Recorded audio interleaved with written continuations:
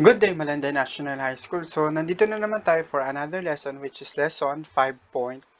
Sa lesson 5.3, gagamit tayo ng hyperlinks. So, paano natin makikita pala ang mga instructions para sa lesson na yon?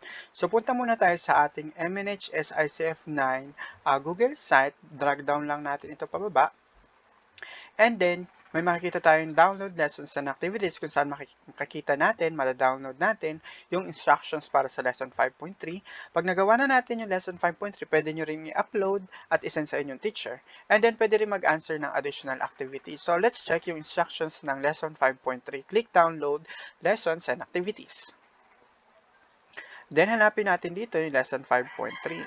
Sa lesson 5.3, top liberal arts colleges working with hyperlinks. So, mag-insert tayo ng hyperlinks dito. Click natin yan for instructions. Okay, ayan. So, ang sabi dito, adding hyperlinks and use this icon to link your document for a quick access of web page fields. Okay, so mamaya gagamitin natin yan. Ito yung instruction niya. Medyo marami lang itatype. Itong mga itatype natin.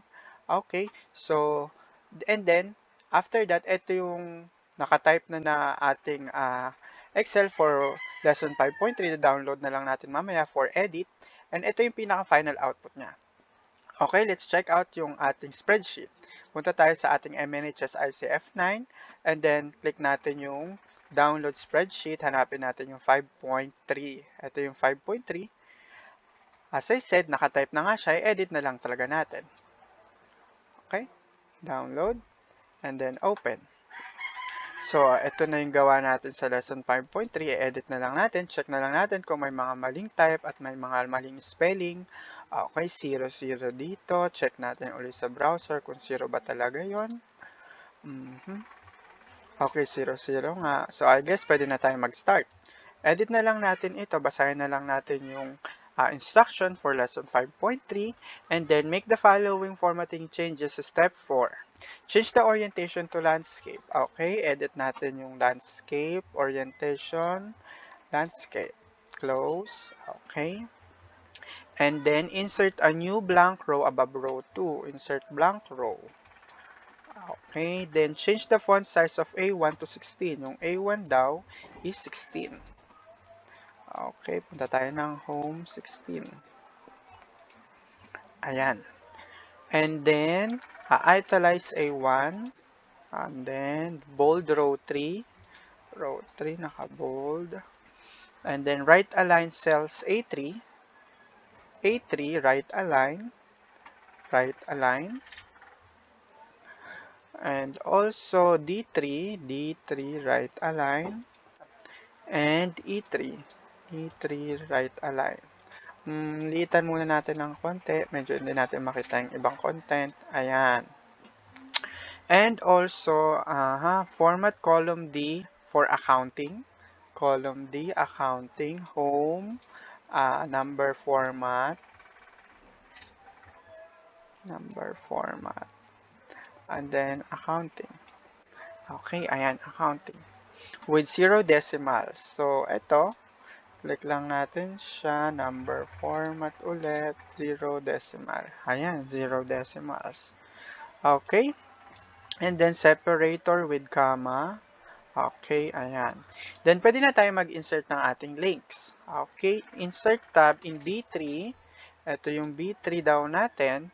Maglalagay tayo ng hyperlink. Punta tayo ng insert. Hyperlinks. Ito yung links. Basahin natin. Then, insert link. Type lang natin yung link na nakalagay dito. http://www.williams.edu. Okay, williams.edu. Okay, tama ba ang pagkakalagay? Okay, so tingin ko tama naman yan. Then, insert. Ayan, makikita natin nag-blue siya. So, ibig sabihin, meron na siyang link. Then, ganun din sa remaining content. Okay? Sa isahin na lang natin.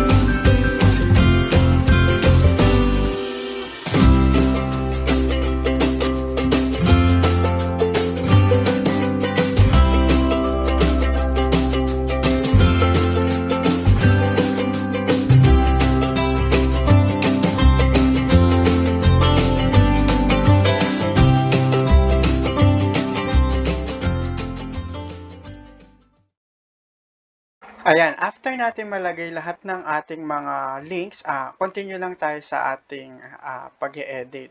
When completed, okay, should tuition sort natin yung tuition fees from the smallest to largest. So, ito, sort natin ito from smallest to largest. Punta lang tayo ng numbered format, sort, okay, ito, sort and filter from ascending. Okay, ayan, from ascending. Then, proofread natin ang ating magawa and then add text tayo ng sorted by tuition and fees dito sa taas. Okay. Okay, dash sorted, okay, by tuition and fees. And also, proofread natin. Okay. And then, save. Okay. This device, lagay natin ang pangalan natin, grade and section, grade 9. Kunyari, mindfulness, Jaime Salak. Save. Okay, check natin kung tama yung gawa natin. Okay? So, ito siya kanina. Then, naging ganito nung naglagay tayo ng ating hyperlink. Then, after nun, ito na siya. So, sa tingin ko, tama naman yung gawa natin. Ayan, print natin kung one page lang siya.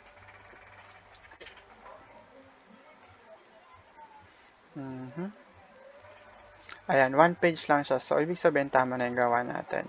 Ngayon, pwede na natin to isend sa ating teacher. Punta lang tayo sa ating group. Okay, I mean sa ating MNHS ICF9 Google site. Then, upload. Then, click natin yung lesson 5.3.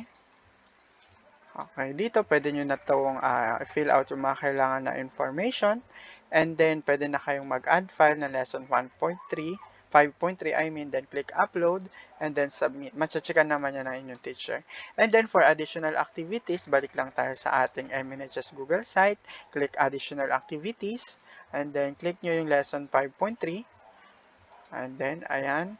And then pwede na kayo mag-answer ng ating additional activities. So kung meron pa kayong mga katanungan, punta lang tayo sa ating Internet and Computing Fundamentals 9, our MNHS ICF 9 FB page, then click nyo lang yung topics, and then mga katanungan, type nyo lang dito yung inyong mga tanong, and also pwede nyo rin akong i-chat personally kung meron kayong mga katanungan. So yun lang para sa lesson 5.3. Maraming salamat sa pakikinig.